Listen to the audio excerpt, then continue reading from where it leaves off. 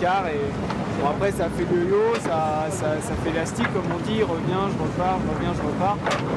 Et bon, bah voilà, élastique, il a tenu jusqu'au bout, donc ça me marche. À quel moment vous vous êtes dit, ça y est, c'est bon, là, je tiens le bon bout? Je sais pas, en fait quand je crois que je suis parti sur cette course, je pensais pas du tout à jouer la victoire, vraiment. Je savais que je pouvais, mais c'était pas l'objectif. Je pense que j'ai commencé à me dire c'est possible dans l'Indien.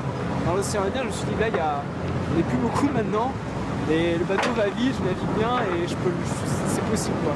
À ce moment-là, j'étais loin de penser que j'allais être premier, mais je me disais que c'était possible. Et puis après, ben voilà, je pense que quand on s'est tiré la bourre avec Armel, c'était soit l'un, soit l'autre quoi. Donc il y avait une chance sur deux, et puis voilà, l'Atlantique, ça a fait du bien, et dès que j'ai mis des milles dans l'Atlantique Sud, là, dans la lysée de l'Atlantique Sud, là, je me suis dit que ça sentait bien.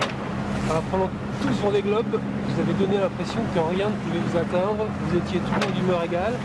Est-ce que c'était vraiment le cas? Un faux ou un tox?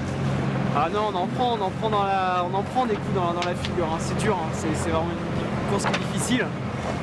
Après, j'ai essayé de me battre d'humeur égale face à ça. Ça, je pense que je l'ai été d'humeur égale. Je me suis toujours investi sur le bateau, pour faire face à tout ce qui nous arrive, parce qu'il nous arrive plein de choses, et ça, je pense qu'il y a je sais pas, j'ai jamais baissé les bras, j'ai jamais baissé la tête, ou alors quelques secondes, et du coup respirer un grand coup bien fort, et puis je suis reparti. Qu'est-ce que vous avez eu comme souci, comme problème dont vous n'avez pas parlé pendant la course? Des soucis, on a eu un paquet. Enfin, le premier souci que j'ai eu, c'est un problème de moteur 5 jours après le départ. L'énergie, c'est important. Là, on a des hydros qui marchent super bien, mais on a bien vu sur cette course la difficulté d'avoir qu'une seule source d'énergie. Et quand 5 jours ou 6 jours après le départ, j'ai le moteur qui marche plus, c'était un peu dur. J'ai réussi à réparer ça. Alors, vous n'aviez jamais accompli une course en solitaire aussi longue, aussi exigeante. Qu'est-ce qui a été le plus difficile? Je pense que c'est la longueur, c'est l'enchaînement, ça s'arrête jamais. J'ai jamais eu l'impression d'avoir une seconde de pause, quoi. Pendant 77 jours, là, même jusqu'à la fin, là, on pourrait croire même qu'à limite le golfe de Gascogne, ça aurait pu être un peu cool avec un peu d'avance. Non, rien du tout. 40 nœuds, des cargos, des pêcheurs, tout le temps. Ça a toujours été dur. Et on n'a jamais pu se reposer. Je pense que c'est ça qui a été dur. Et en même temps, je m'étais préparé pour ça. Je m'étais préparé pour me battre pendant 3 mois non-stop, tous les jours. Il a fallu le faire. Il n'y avait pas le choix. Alors, qu'est-ce qui vous a le plus manqué et de quoi là vous avez le plus envie? Je pense que c'est là ça commence à se sentir, même s'il y a des vagues, c'est à un moment c'est justement le calme, quelque chose qui bouge plus.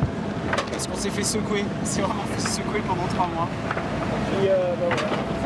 Les copains, l'équipe, la copine, mon fils que je vais voir dans pas longtemps. La vie quoi, la vie terrienne. Comment est-ce que vous expliquez, François, une ascension aussi fulgurante que la vôtre? Il y a 4 ans, vous débutiez dans la carrière de marin professionnel, on va dire. Il y a 4 ans, c'était ma première saison en Figaro. Je sais pas.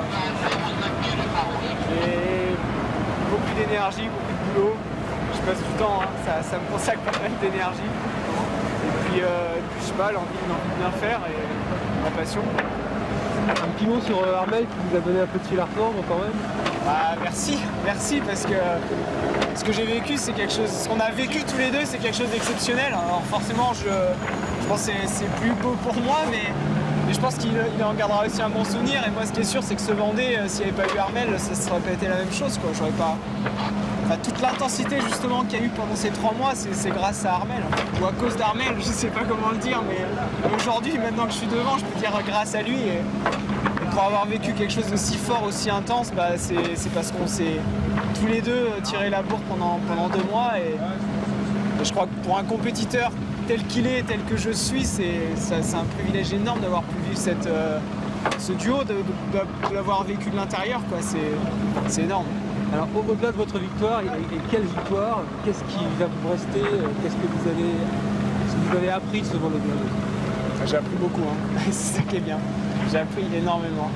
J'ai appris sur moi, je crois. Sur moi, j'ai appris qu'on avait des limites qui étaient très très très loin.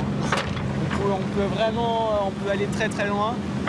Ça, le corps humain, l'homme, je pense, peut faire des belles choses. Et il a de l'énergie, il a plein de choses au fond de soi, il faut aller les chercher. se faire un peu mal. Mais c'est chouette. Ouais. Merci François. Et bravo encore.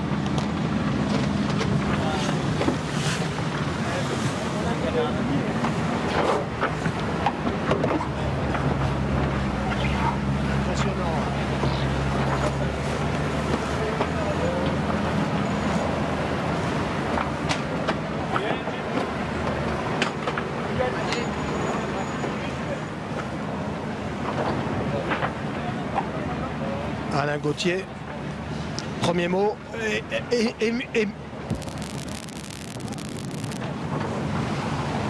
Alain Gauthier, impressionnant Oui, le jeune. Hein. Pour rebondir sur ce que dit François, c'est vrai que je crois que le message qu'il a dit en dernier, c'est en fait on utilise en fait que à terre, et on se rend compte qu'on n'utilise que la moitié de son potentiel. Et quand on doit être obligé de